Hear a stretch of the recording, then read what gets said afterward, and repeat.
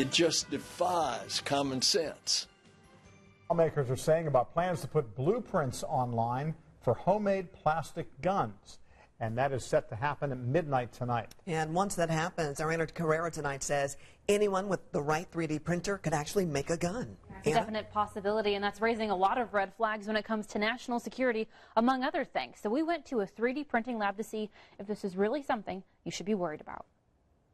So this is one thing I don't think people realize about 3D printing is how involved it can be. There we go. 3D printing can be complicated, even for a trained professional.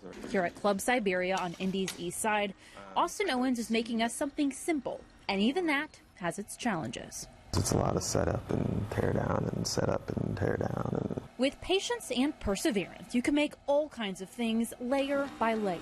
But you need to have a plan. And there are a few going online at midnight that have some people worried. Suddenly there is going to be published on the internet the plans for making a gun that can evade the detection system in airports and seaports and all of these governmental buildings, as well as some sports stadiums. Senator Bill Nelson is talking about 3D printing designs set to be published by a company called Defense Distributed. You can already look at their website now and see 3D mock-ups of parts of different weapons like an AR-15 and something they call the Liberator. If made by a 3D printer, someone could make a weapon like this out of plastic. With no serial number and few, if any, metal pieces, there are concerns not just about detectability, but safety.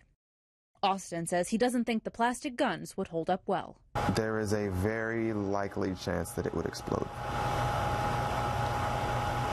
the first time and not fire, just explode. And he says that's not the point either. Even if those plans get published, there's still more we can and should do to keep society safe. Our challenge isn't to make the information or the knowledge scarce or difficult. Our challenge is to change the minds of those who would want to do bad and make them want to do good.